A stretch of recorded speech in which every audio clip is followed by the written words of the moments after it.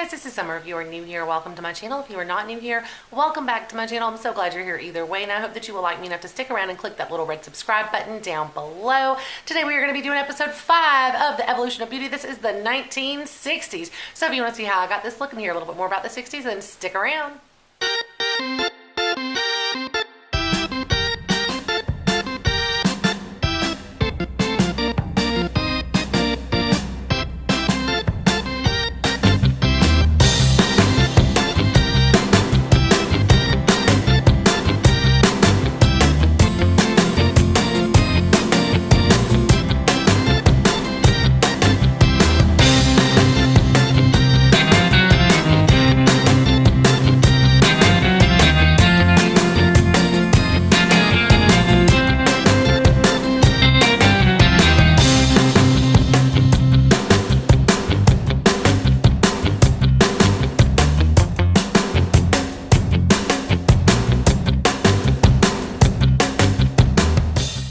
Today we are continuing the Evolution of Beauty series. This is episode 5. This is a collab series with my friends Amy Lynn, Beauty Obsession, and Nicole Ani K. So make sure you go check their channels out as well. We've done since the 1920s. So we've got 1920s, 30s, 40s, 50s before this. So definitely make sure you check those out. I will link a playlist to that in the cards. All right, guys, so let's talk a little bit about the 1960s before we get into this a little quick tutorial. Young people had a heavy influence on makeup and fashion in the 1960s.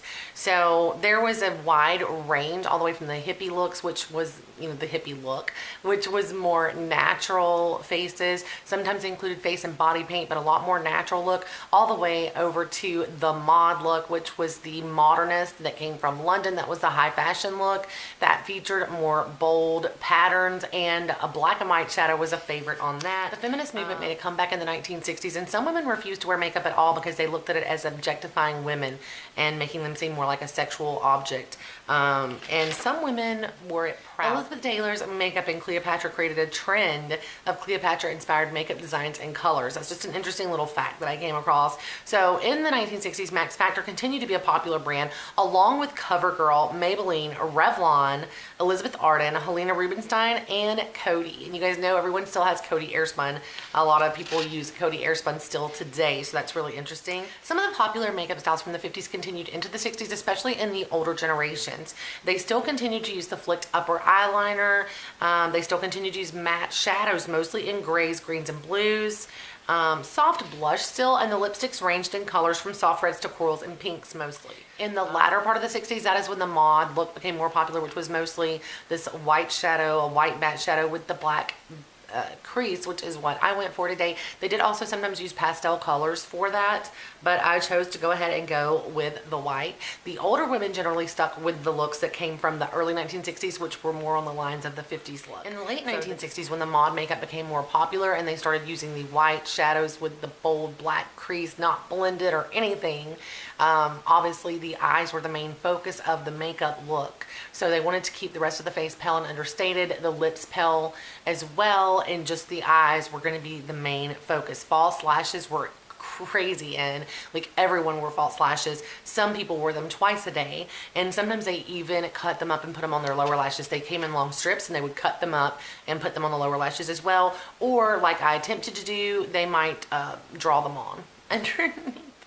Okay. Lashes were made from either human hair, synthetics, or animal hair, like sables, minks, or seals. The animal hair didn't really surprise me, although, I'm very firmly against wearing any kind of animal product like that, but that really didn't surprise me, but the human hair did.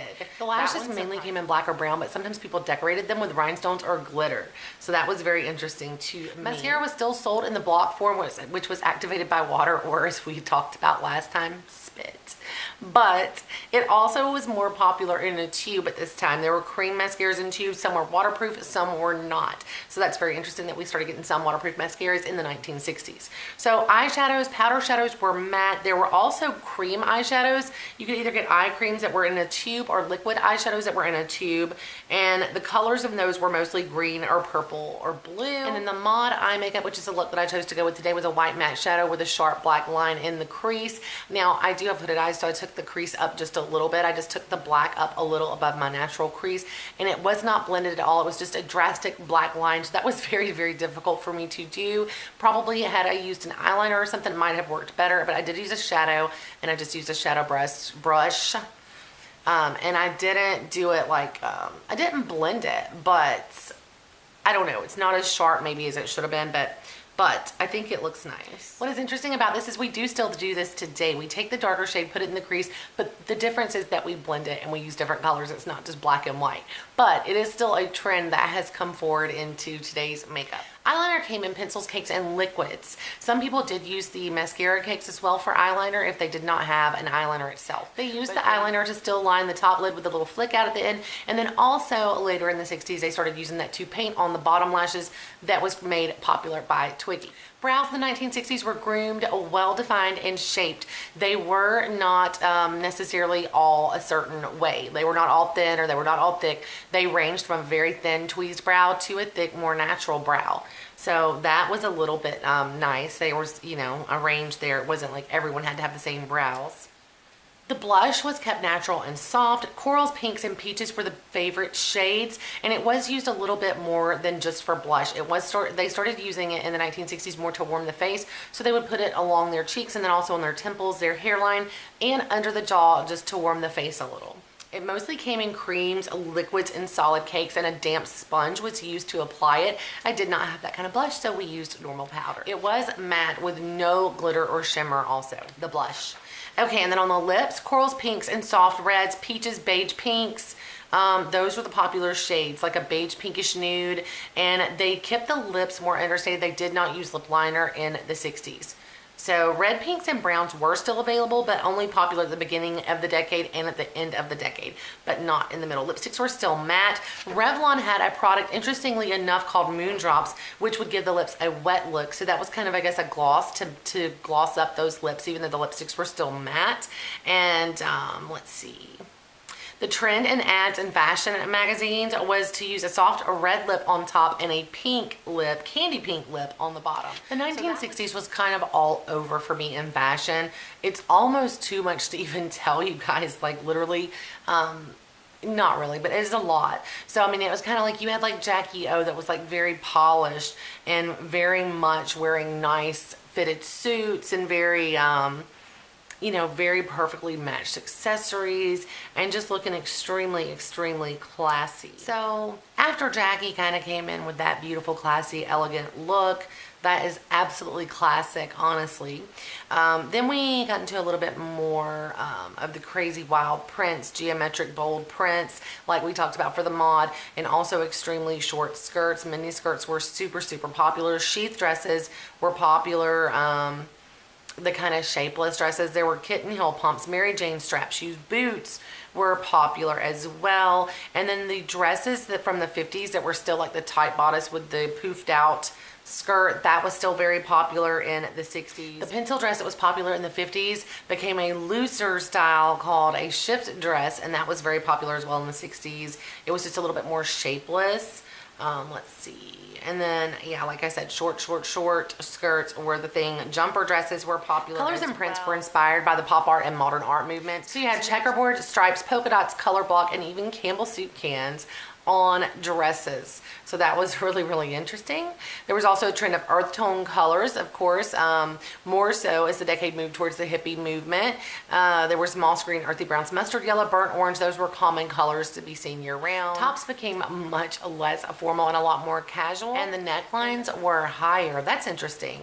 So the skirts got shorter, but the necklines got higher. Skirts were typically knee length with classic box pleats, straight pencil, A-line, or full circle or half circle shapes. Solid colors as well as patterns were in style, and the mini skirt could be made from any of those dresses, only now it came up mid-thigh. That's how short those were, guys, mid-thigh for those mini skirts. Pants were also popular, and there was a pant called a Jack's pants, and that was an updated capri pant. It was lined and did not have a waistband. They were worn with crop tops because the lack of belt loops made it very difficult to keep blouses tucked in. So denim jeans also became popular. They were usually high-waisted, tapered legs, and ankle crops, and they came in a variety of colors, not just blue, By 1961, bell-bottom pants replaced the tight-fitting capris, and the sexiness about the outfit when you wore the bell-bottom pants was to wear the short crop top with them. PVC vinyl came out in the 60s, and that meant that they could mass produce shoes for less money, and they could come in a variety of bright colors to match dresses, and they were more affordable. So that's really good. So boots were super popular with the mini skirts, and especially tall boots in white or silver became the new black.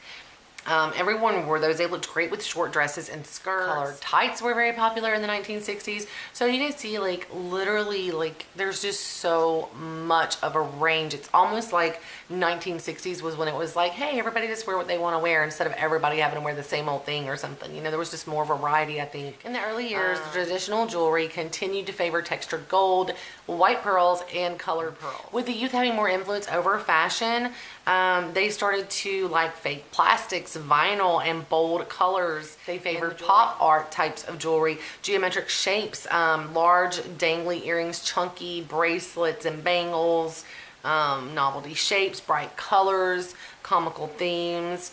Let's see. And then there were flowers that made from plastic resins. So the jewelry just got a lot more chunky and not as maybe classy and elegant looking, but just more fun and bright and bold.